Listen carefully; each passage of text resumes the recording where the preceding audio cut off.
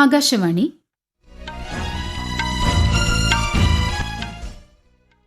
നമസ്കാരം. വാർത്തകൾ വായിക്കുന്നത് അശ്വതി.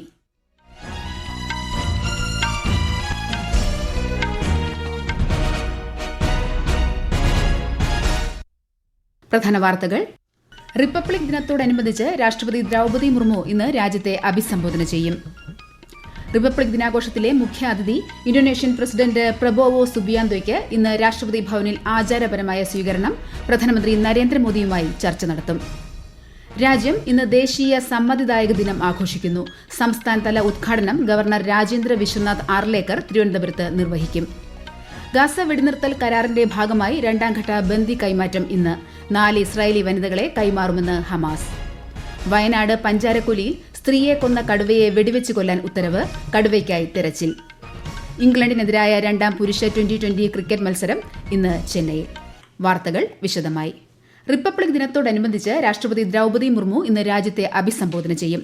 രാത്രി 7 മണി മുതൽ ആകാശവാണിയുടെ എല്ലാ നിലയങ്ങളും ഹിന്ദിയിലും തുടർന്ന് ഇംഗ്ലീഷിലും പ്രക്ഷേപണം ചെയ്യും. ദൂരദർശന്റെ എല്ലാ ചാനലുകളിലും ഹിന്ദിയിലും ഇംഗ്ലീഷിലും സംപ്രേഷണമുണ്ടാകും.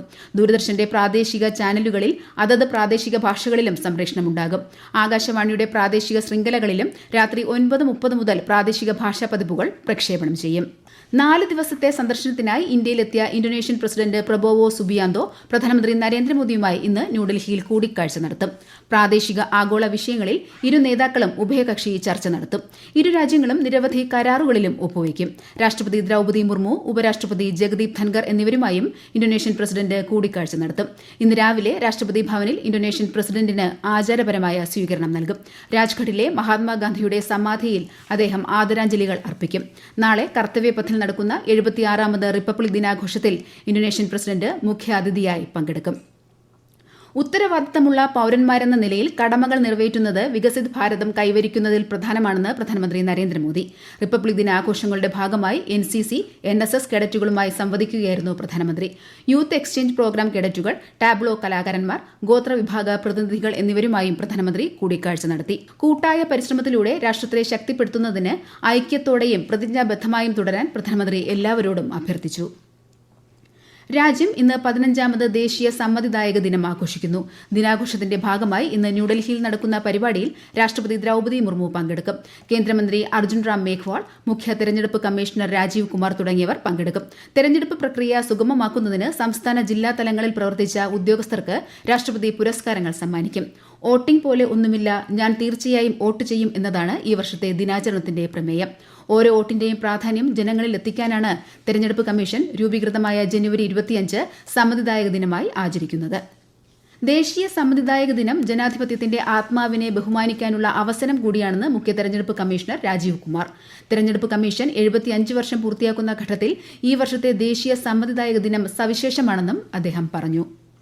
In 2024, the world witnessed the grand spectacle of India creating a world record of 64.6 crore voters, exercising their franchise in the Lok Sabha elections.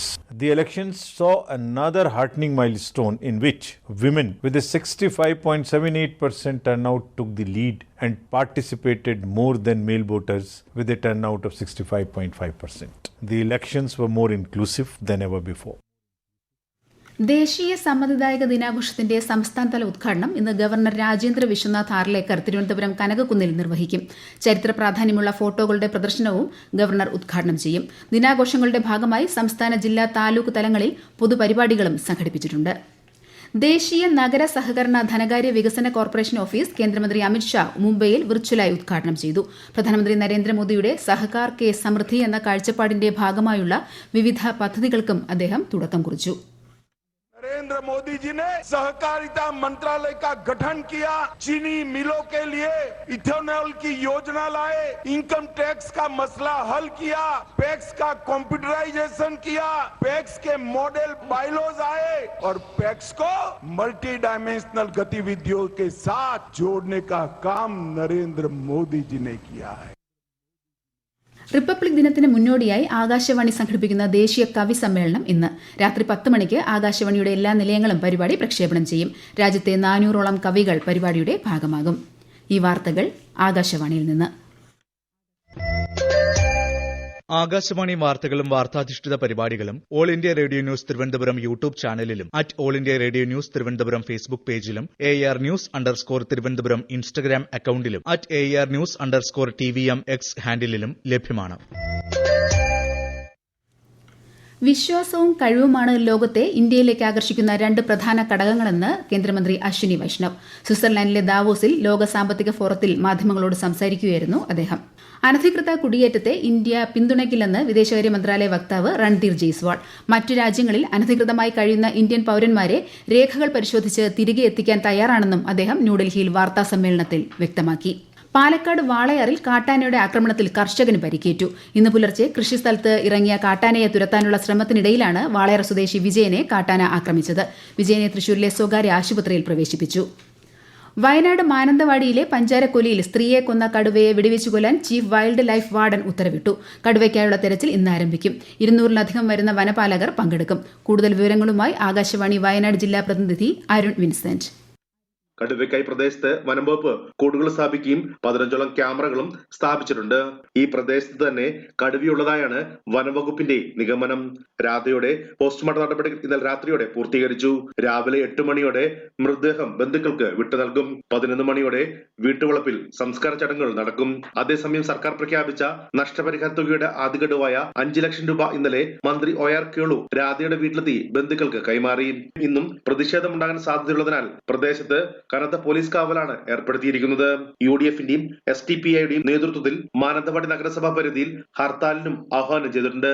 പ്രദേശത്തെ 4 വാർഡുകളിൽ 144 പ്രഖ്യാപിച്ചിട്ടുണ്ട്. ഇസ്രായേൽ പാലസ്തീൻ ഗാസ വെടിനിർത്തൽ കരാറിന്റെ ഭാഗമായി ഇന്ന് മോചിപ്പിക്കപ്പെടുമെന്ന് പ്രതീക്ഷിക്കുന്ന 4 ഇസ്രായേലി വനിതകളുടെ പേരുകൾ ഹമാസ് പുറത്തുവിട്ടു. ഇവരെ പുറത്തുവിടുന്നതിന് പകരം ഇസ്രായേൽ 180 പലസ്തീൻ തടവുകാരെ മോചിപ്പിക്കും. കഴിഞ്ഞ ഞായറാഴ്ച വെടിനിർത്തൽ നിലവിൽ വന്നതിന് ശേഷമുള്ള രണ്ടാമത്തെ ബന്ദി കൈമാറ്റമാണിത്. ഇംഗ്ലണ്ടിനെതിരായ 2020 പുരുഷ ക്രിക്കറ്റ് പരമ്പരയിലെ രണ്ടാം മത്സരത്തിന് ഇന്ത്യ ഇന്നിറങ്ങും. ചെന്നൈയിലെ MA ചിദംബരം സ്റ്റേഡിയത്തിൽ വൈകിട്ട് 7 മണി മുതലാണ് മത്സരം. 5 മത്സരങ്ങളുടെ പരമ്പരയിൽ സൂര്യകുമാർ യാദവിന്റെ നേതൃത്വത്തിലുള്ള ഇന്ത്യൻ ടീം ആദ്യ കളി ജയിച്ച് മുന്നിലാണ്.